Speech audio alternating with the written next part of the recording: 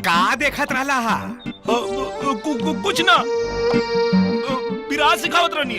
अच्छा, अब हम तहरा के कव्वाली सिखा रहल बानी। देखा चाचा, बिहार पुलिस के इज्जत करो, ना तो बहुत भारी पड़ी। का भारी पड़ी? कुछ ना, हम जानता नहीं ससुराल में दामाद की कितना इज्जत हो। फिर दामाद कहले, फिर दामाद कहले तो का कही? तारा बेटी के भतार। आज हमरा हाथ से तहार खून होके रही। खुल के ना, जल्दी खोला।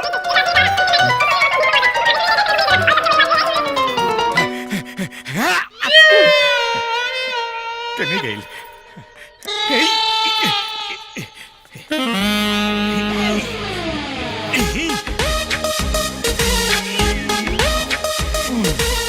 और चाचा, लौकत तो होई ना, सुनाता का हाल बा? चश्मा दे, फिर बतावा तारी का हाल बा। बेर बेर कहले बानी कि दामाद के दामाद समझल करो, कुत्ता ना। बेटा फुलगहना। हाँ, प्रणाम। जीते रहा बेटा। ई चश्मा चाचा के दे दिया। ठीक है बेटा, हमार काम हो गया।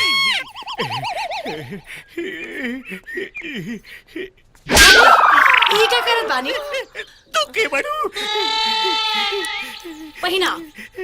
तू बड़ू उल्लू चक्के दे गई। बिहार के लाला, जिया तू 1000 साला, कभी नाची के अरे का विजय बाबू, दिनवा में गाल लाल करके घूम रहा है का?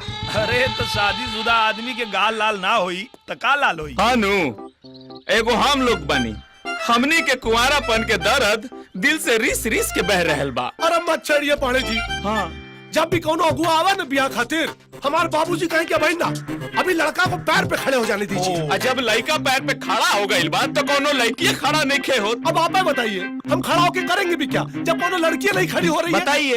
अरे यार, तो वो तो चुटकी में खड़ा हो जाए। चुटकी? अरे कैसे दुबे जी? अरे गुरु वाले से भाई, चुटकी में कैसे? सुना, कुंवारापन का दर्द हिचकोले खाता। हाँ, जल्दी बताओ, जल्दी बताओ। तू लोग को विधि सिखा दी का? विधि? विधि कैसन विधि? दलो का दी? हाथ दलो। अच्छा। ई जोन हाथ बाना, हाँ हाँ एक सही जगह से स्पर्श करे सीखा लो। बहुत कुछ हुआ था जी। बस एक बात के ध्यान रखिए लो, जौन ये स्पर्श विधि बा, एक कहाँ से शुरू करे के बा और कहाँ तक लेके जाए के बा। बस खत्म। अरे भाई साहब, गुरु रामदेव से भी बड़ा स्थान बा तोहार। बाबा कामदेव की जय हो। तब हम चला था नहीं, है? बाकी तो तू लोग खुदे समझदार बा। बाय। दुबे जी, का पढ़े जी? ये जो आइडिया बता के गइल बा, एकरा अजमावल कहाँ जाई हो? सयानी पे। हाँ।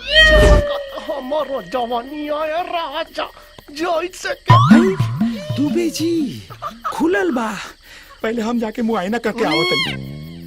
सीनियर की दुबे जी, तके भीतर जाई पहले। दुबे जी, आई आई। अरे आजा दुबे जी, राउर बाद हमरा के जाए के बोली ना तो हम सबके कहानी बता दे। Don't worry, be happy. पहले दुबे, हाँ फिर पाड़े, हाँ। तब तक रहा ठाणे। ओके सर। हाँ।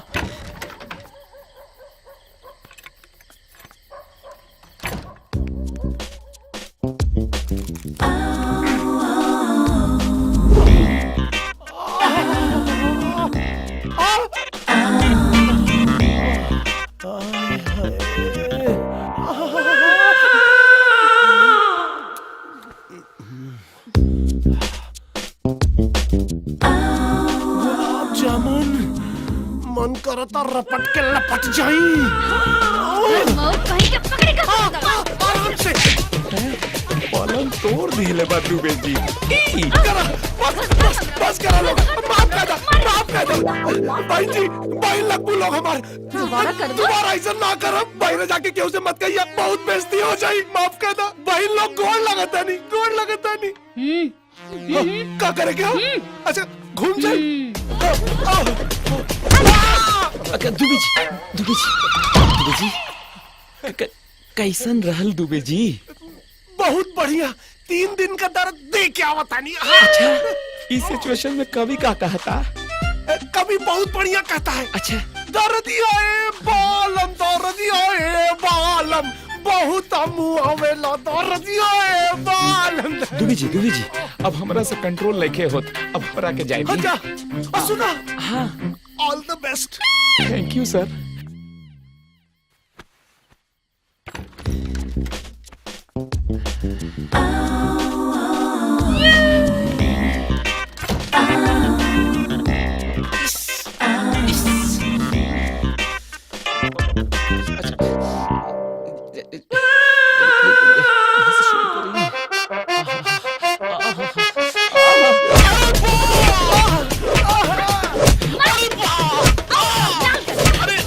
बहुत मजा लेने का मन रहे।